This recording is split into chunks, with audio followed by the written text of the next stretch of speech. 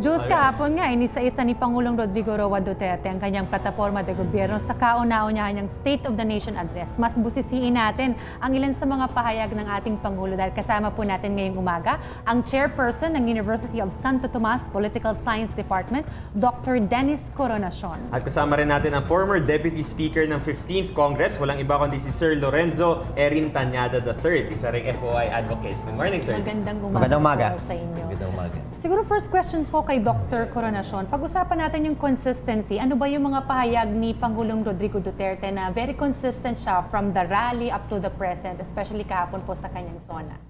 Well, marami naman ho siyang pinakita mga pahayag rin na kung saan naging consistent siya. Meaning from the very beginning, dun sa pangampanya niya hanggang sa ngayon, paulit-ulit niya sinasabi.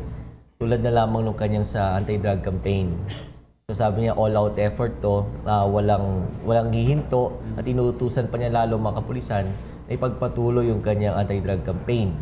Tapos nandun din yung kanyang pahayag tungkol sa, yung transportation na gusto niyang ayusin. At saka yung mga pro-poor programs niya. So ilan lamang to sa yung mga from the start, even during the time that he was campaigning, naririnig mo na gusto niyang gawin. At hanggang sa SONA niya kahapon ay narinig natin. From the very start, no, yung campaign ni Pangulong Duterte talagang against crime and corruption. Sir Erin, Yes. nung Sunday, nagulat tayong lahat kasi napirmahan na bigla yung EO and FOI. So ano po sa tingin nyo yung significance nito sa buong administration ni Pangulong Duterte at ano magiging responsibility ng legislative branch dito? Well, of course, kung titignan natin, step forward to dahil nung nakarang administrasyon, hindi rin naglabas ng executive order ang dating administrasyon. Although meron silang open data policy. Ngayon, under the executive order, lahat ng executive agencies nasa ilalim po ng tanggapan po ng ating Pangulo ay dapat sumunod sa pagbibigay ng impormasyon sa ating mga mamamayan. Ngayon, ang problema lang nga dito, unang-una, hindi pa nakalista yung exceptions. At yan ang hihintayin nga natin. Pinapa-inventaryo muna sa Department of Justice at sa Solicitor General, ano yung mga exceptions na dapat ilagay dito sa EO ng FOI. Pangalawa, syempre, hindi ito sakop ng judiciary at legislative branch. Kaya sabi nga ng ating Pangulo kahapon, naunahan ko na kayo. Dapat sumunod na rin po kayo dito sa FOI. So ito'y malaking hamon dahil kung may lalabas po natin ay isang batas, ay ito ay sasakop sa lahat ng branches ng ating pamahalaan. Dapat humabol na nga, nang talagang maisabatas na yung FOI. 1988 pa yan. 1989 ako pinanganak, wala pa ako pinaglalaban na yan. Alright, from FOI, gusto ko siguro tanong kay Dr. Coronacion, yun naman sa federalism. Nabanggit niya ni President Duterte kahapon, sabi nga, if I'm not mistaken, sa France daw, ifo-format yung ating federalism. Paano po ba yung forma ng federalismo po doon sa France? Actually, ang tinutukoy niya yung tungkol sa parliamentary setup at kung paano ito i-reconcile sa presidential setup natin. Sabi niya ganoon sa kanyang SONA, basta kinakailangan, nandun pa rin ang presidente. Kasi nire-recognize niya yung leadership that can be provided by the person of the president. Sa tingin ko, parang di siya believe masyado doon sa prime minister. Kasi alam niyo, under the French semi-presidential, semi-parliamentary format, parehong meron yan. Parehong may prime minister at parehong may presidente. Except that, mas makapangyarihan under the French Constitution yung presidente. At medyo limited yung role ng prime minister. So, ganyan ang gusto niya mangyari para sa atin. Tapos, yun namang federalism, tungkol naman yan sa paghahati ng kapangyarihan between the national government and the local government units. Sa tingin niya, maraming bagay na pwedeng isolve itong federalism. Bukod dun sa i-distribute mo sa mga, yung tatanggalin mo yung concentration ng progress and development sa mga urban areas like Metro Manila, so i-diffuse mo yan, ikakalat mo yan. And another thing, ang sabi niya, pwede rin niya makasolve ng problema natin sa Mindanao, yung matagal na yung Mindanao conflict. Kaya nga lang, ang magiging problema niya na sa tingin ko in-anticipate niya na at nagbigay siya ng pahayag doon, unahin daw muna na pwede naman natin unahin yung BBL Tapos isunod na natin yung federalism. So paano magkakasya yung dalawang yon? I think malaking malaking question mark yon. Sir Erin, bilang bahagi ng Kongreso, ng 15th Congress, ano ba yung masosolve na mga problema sa mga iba't ibang distrito sa buong Pilipinas kapag nagkaroon na tayong federalismo? Well, ang isa, more access to resources. No, importante yan. Ngayon, ang kailangan nga tanungin kasi federal states ang gagawin dito. At hindi natin maiwasan na mayroong mga probinsya na mas mayayaman kaysa sa ibang probinsya. Ang tanong, no, papayag ba yung isang mayaman na probinsya na i-subsidize yung kahinaan ng kasama nila? No, ito yung mga komplikadong issue na kailangan tugunan, no, ng sino man ang mag-aamyenda ng ating saligang batas. Ang isang nakakapunad sa naging talumpati ng ating Pangulo, naging tahimik siya eh.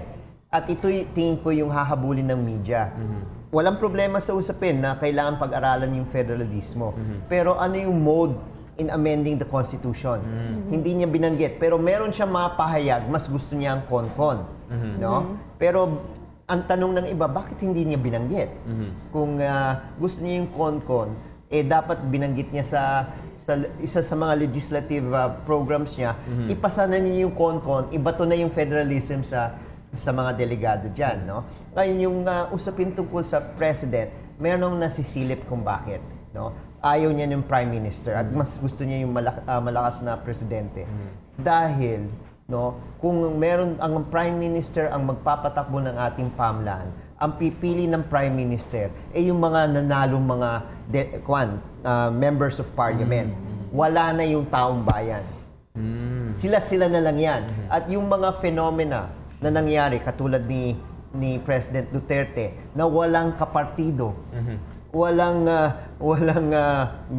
congressman na sumama, sinabi nga niya kahapon, hindi na yung mangyayari uli. So bakit tatanggalin sa kamay ng taong bayan yung pagpili sa pinakamataas na pwesto ng ating bansa? This is one way to check, no, yung pwedeng maging abuso ng mga naghaharing uri. May narinig din ako dati na kailangan daw siguro yung anti-political dynasty dapat maisabay dito kapag ka naipasa natin yung federalism. What are your thoughts on this? Well, kaya naman kasi meron ng super majority si Presidente Duterte sa Kongreso. So kumbaga kahit ano ang kanyang legislative agenda o i-propose sa Congress na sana may sa batas, at this point in time meron siyang political capital to do it. So he enjoys the support of the public. At the same time, there's a wide support coming from Congress, from the House of Representatives. Kagaya ng sinabi ni Sir Erin kanina, nag-umpisa lang siya sa kokonti lang sila, tapos ngayon ang dami na nila. So I think he can do whatever he wants to do. Kagaya niya na magpasa ng anti-political dynasty law na matagal na nating hinihintay. Matagal na tayo nabibitin. So, kasi nasa saligang batas natin yan, pero wala pa rin implementing law. Pero i-note ko lang yung initial step ng ating pamahalaan na ginawa na I think during the passage of the SK reform law, nag-insert sila ng mga provisions doon. Yes. And I think even though maliit yung step, for me it's a big step in order to eradicate yung proliferation ng mga dynasties, political dynasties. So that's a start. Alright. Mga ganong klase. Sir, as a last note, no, ilalatag na rin ng Kongreso ng bicameral yung legislative priorities ng 17th Congress. So sir, ano sa tingin nyo, from your point of view, ano sa tingin nyo yung mga legislative agenda na dapat nilang iset? Well, syempre, ang unang hinihingi natin ay dapat i-activate yung LEDAC. Okay. No, yan ay nangyari nung nakarang administrasyon pero 2 o 3 beses lang nag-meet, no? Pagkatapos wala na. One step para in tune ang legislative branch sa executive. I-activate yung LEDAC, i-prioritize na yung mga bills. Of course, I have my own opinion with regard to the death penalty. I think that has been filed and it has been made known that there will be debates on that, no?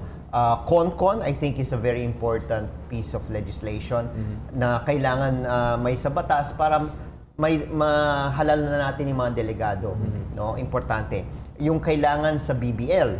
No? Sabi nga niya, let's pass the BBL without the contentious constitutional issues para at least meron na tayong mapagsimulan. So ito yung mga importanteng may latag na kagad kung ano yung mga uunahin.